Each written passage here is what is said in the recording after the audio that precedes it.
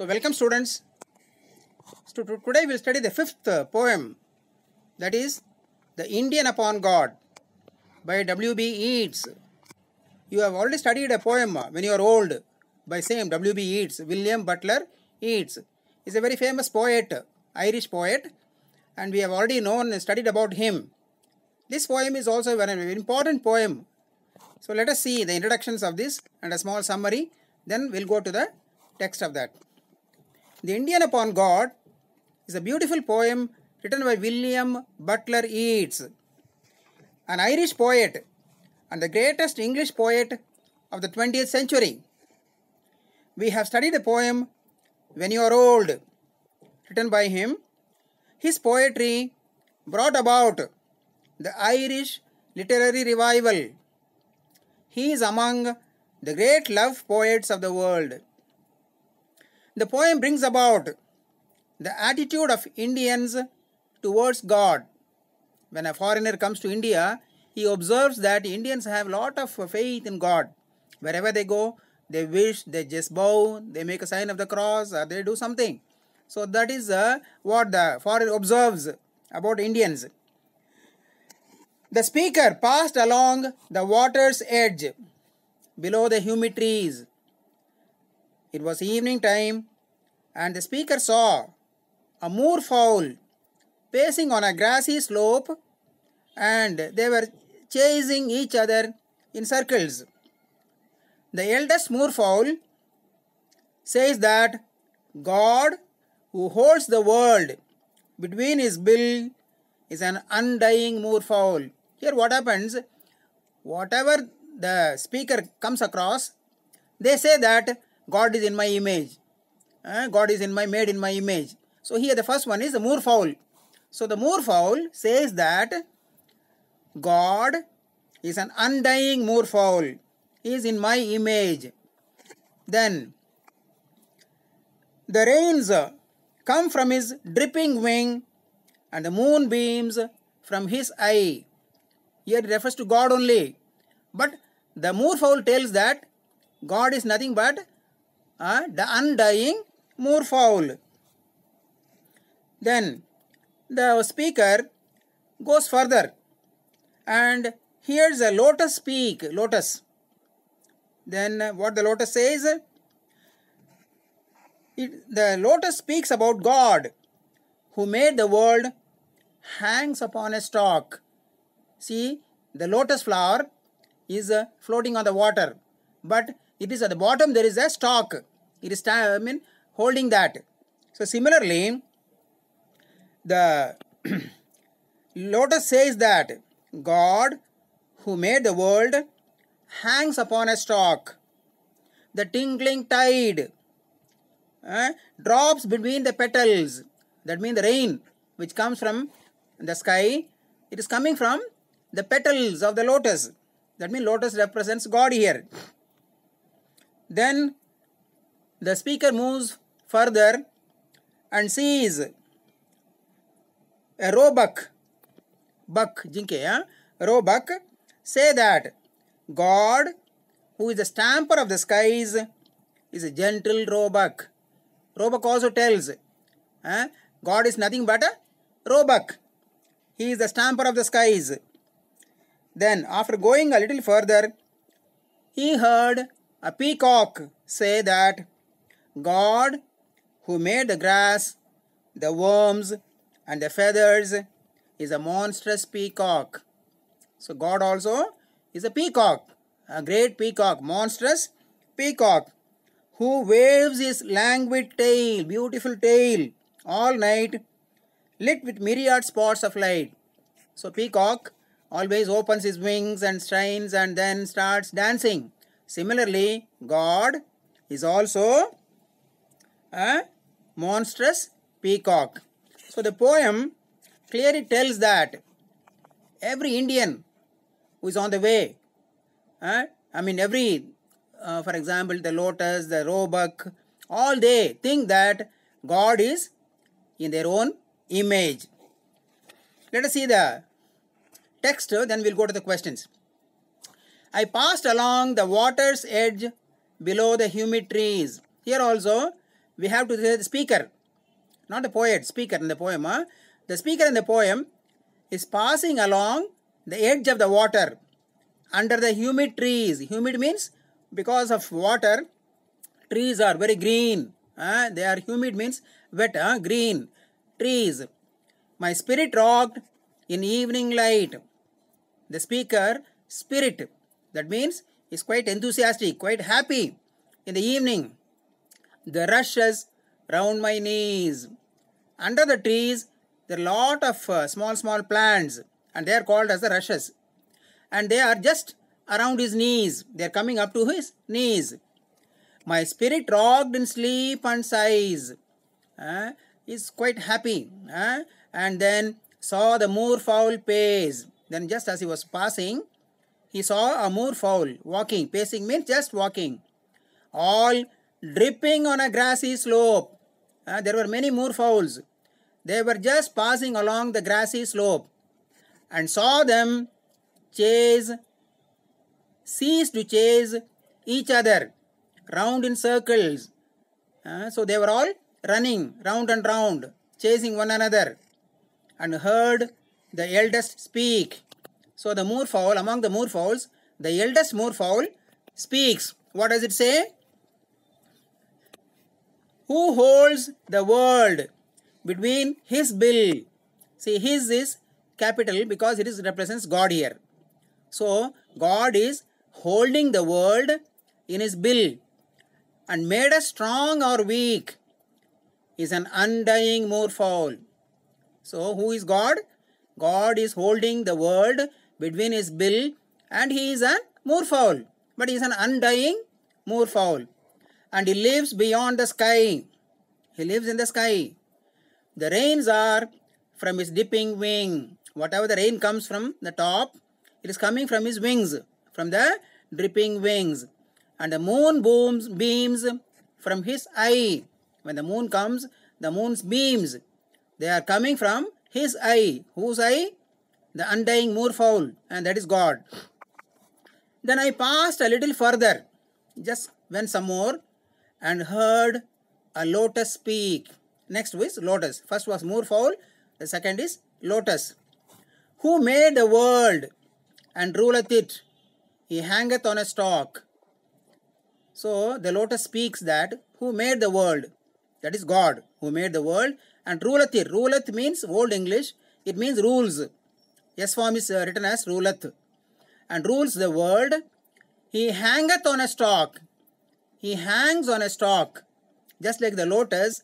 Lotus is hanging on a stalk. Similarly, the God who had made the world and who rules the world hangs on a stalk.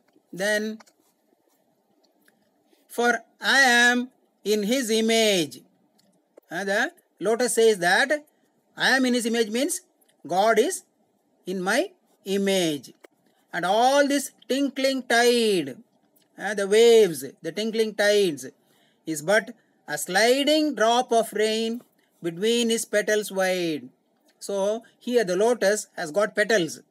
Similarly, God is also a lotus, and the petals are there, and the raindrops are coming from the petals. A little way, then the speaker goes some more forward. Within the gloom, a roebuck raised his eyes. Roebuck, buck means jinke. Roebuck raised his eyes. Then looked up at him. Brimful of starlight. Brimful, full of energy, full of brightness. And he said, the stamper of the skies, he is a gentle roebuck. So, God is the stamper of the skies, and he is nothing but a gentle roebuck. For how else, I pray, could he conceive a thing so sad and soft, a gentle thing like me? So he compares God to himself. The stamper of the skies, that means God is a gentle roebuck. Then I passed further on. Some more. The speaker was just going. Then he heard a peacock say. He saw a peacock, and the peacock was telling, who made the grass and made the worms and made my feathers gay is a monstrous peacock. So what does the peacock say? God, who has made all these, the grass, the worms, and my feathers, shining feathers. So all these, who made? God. And God is a monstrous peacock. Monstrous means very huge, very big. And he waveth all the night. Again, old English. Waveth means waves. He waves his wings all the night. His languid tail, shining, beautiful tail, above us, lit with myriad spots of light. Myriad spots means shining, beautiful. How the peacock looks, shining and beautiful, beautiful spots of light. Similarly, God is a monstrous peacock and he waves all the night and he has languid tails above us with myriad spots of light. So if you see the poem, it is really beautiful. That the views of an Indian upon God. That is why the poem is called The Indian Upon God. Whatever the speaker comes across claims to be God and says that God is in my image or I am in his image. So they claim. So we had 3 incidents. First was the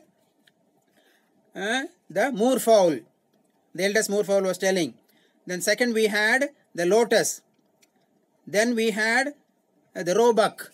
Then we had the peacock. All of them think that they are in the image of God. Or rather, God is in their image.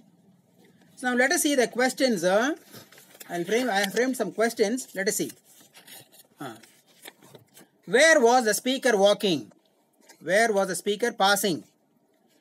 Answer. He was passing along the water's edge. Suppose in an exam, they may give you about 4 lines. And for example, I'll just give an example. I'll take out the first starting. So this is the first 2, 4, 5 lines. So they will give these 5 lines and ask 3 questions on this. So the first questions can be, where was the speaker passing? So first line the answer is nodri. The speaker was passing along the water's edge. The speaker was passing along the water's edge. Second question. What rocked the evening light? See the second line. What rocked the evening light? My spirit means the speaker's spirit. Answer is the speaker's spirit rocked in the evening light. The speaker's spirit rocked in the evening light. Third one. What did the speaker see along the water's edge? The water's edge. So, see what, third one, speaker see along the water's edge.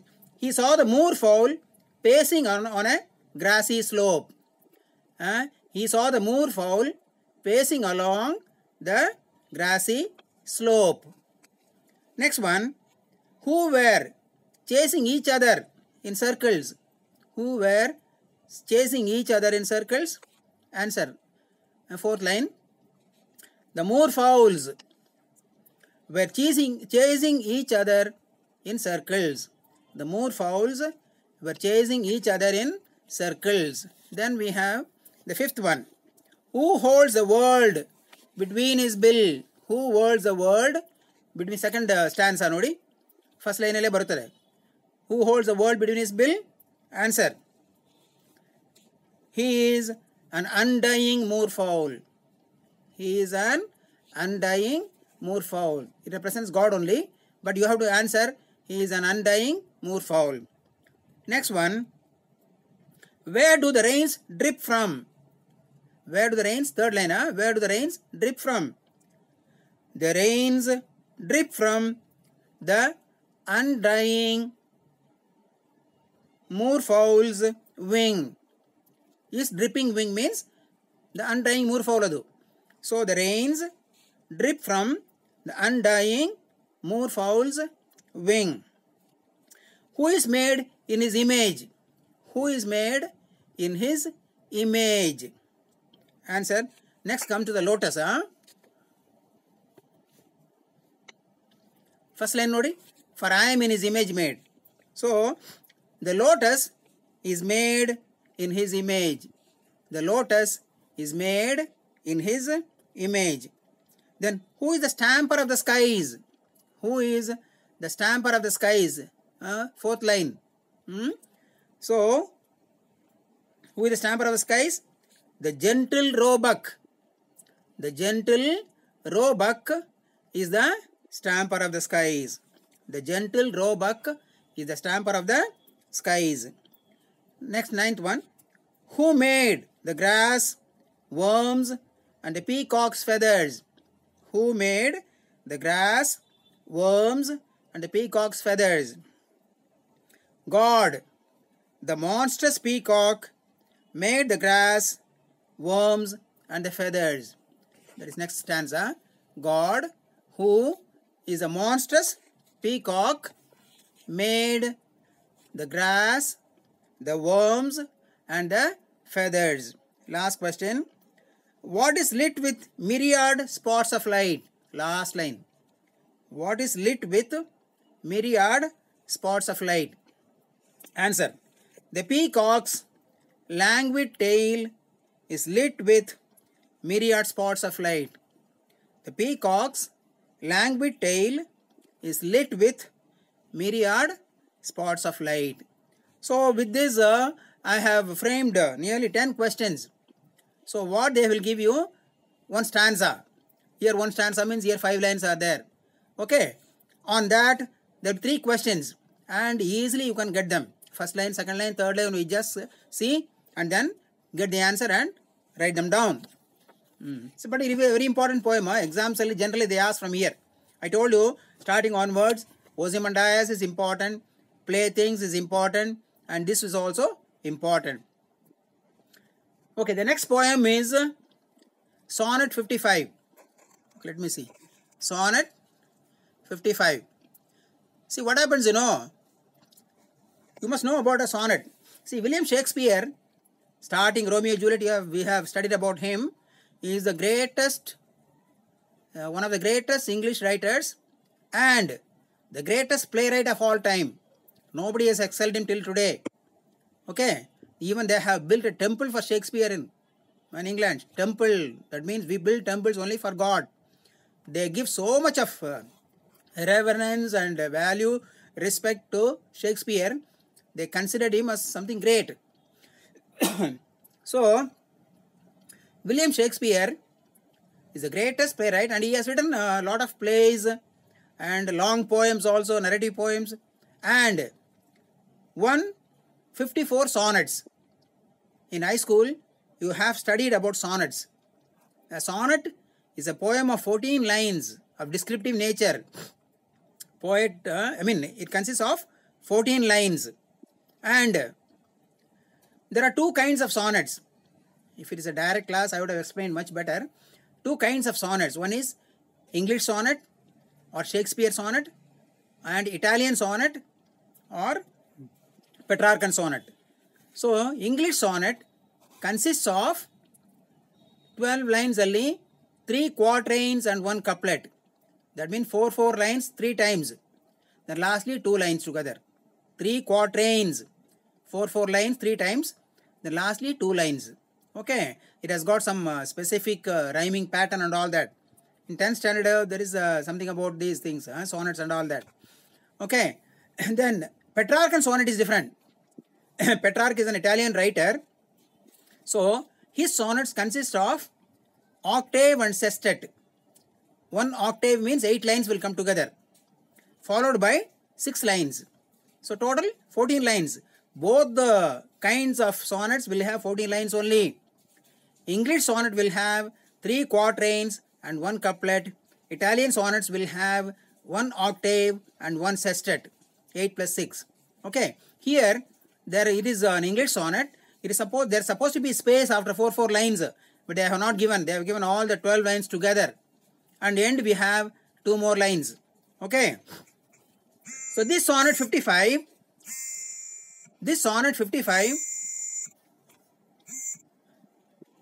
is written by William Shakespeare, one of the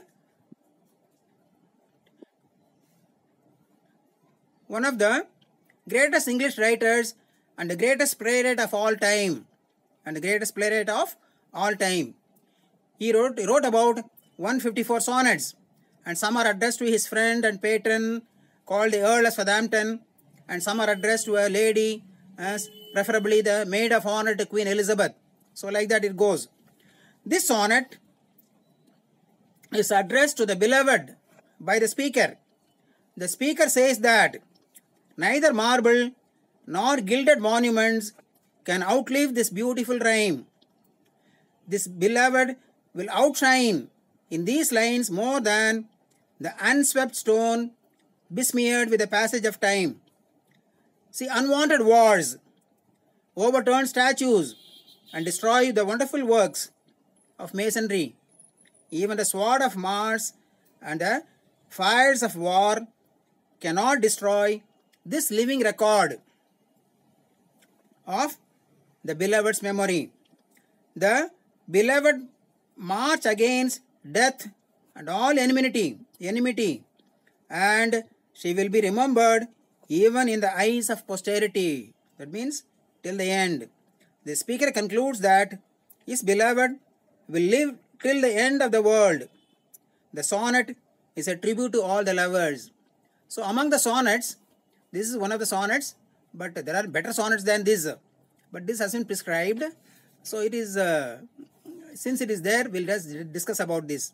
Okay. See the text.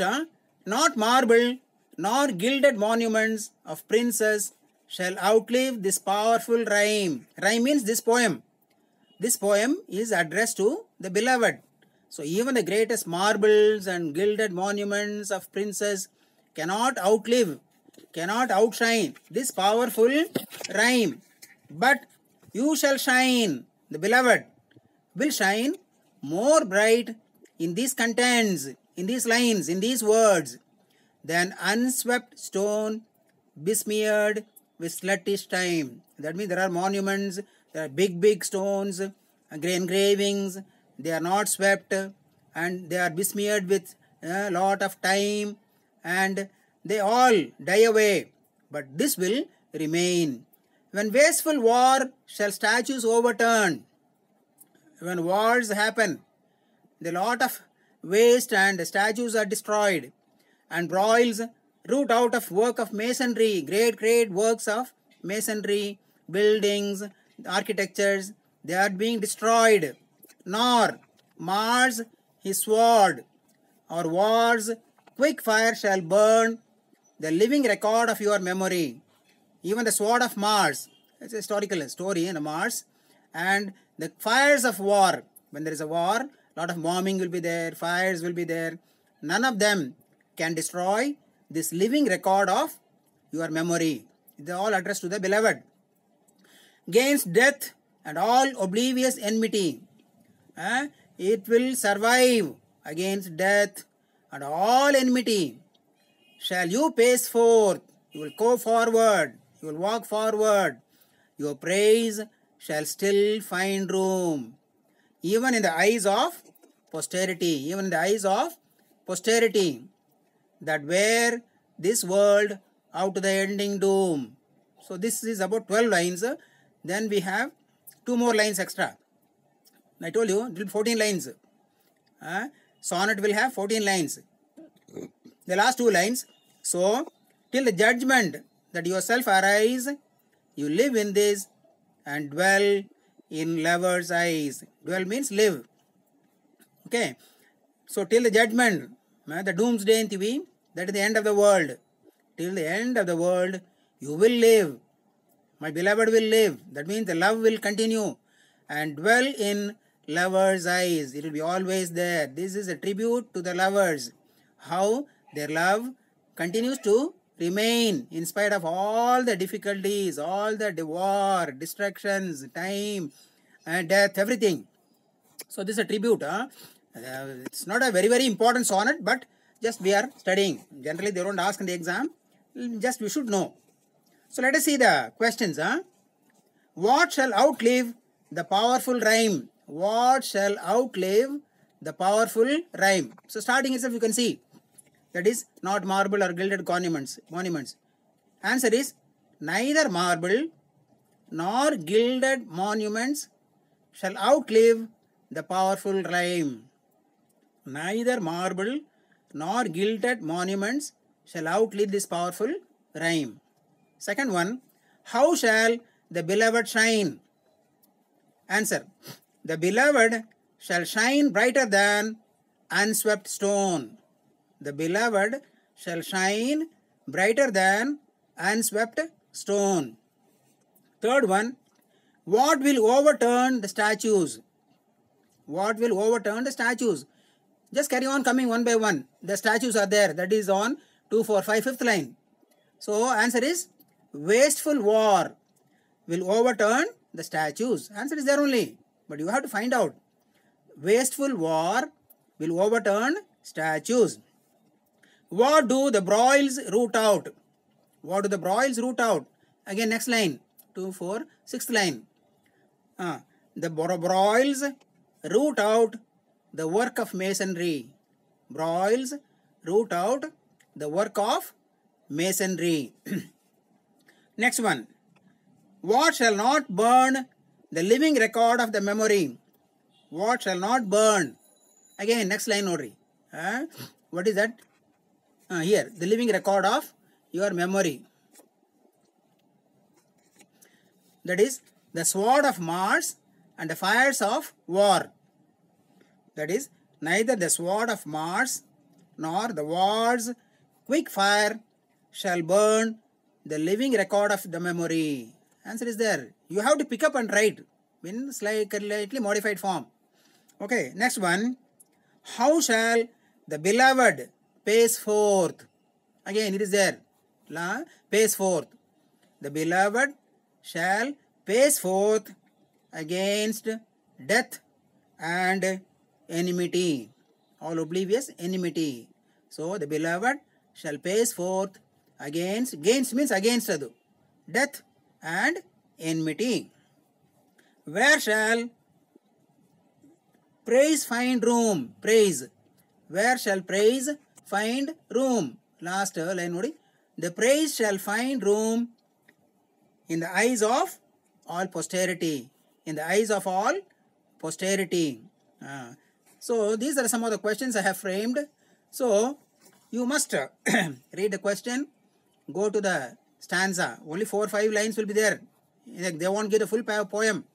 So see the poem, then just see first line, second line, answer will be there. Then third line, one more answer will be there. Then last line, there will be one more answer. You have to find out, you have to write them. As I told you, passages and poetry should be answered in one cluster. One cluster means in one group at a time, together. And they should be in one place only. They should be serially written and you should be in one place. Very important. You have got passage comprehension 10, poetry comprehension 3. So, till today we have covered 6 poems. Okay. If there are bigger poems, I'll do one in a day, one per video. And if shorter poems, we will have 2. So, we will cover up all the 15 so that it helps you in the exam. And if you are interested really, you should have a notebook. You should take down the questions and answers. You may not have the textbook, but at least you can listen to the question and take down the answer so that when you get the textbook, you will be able to refer and find out. Okay then, bye for today. Thank you.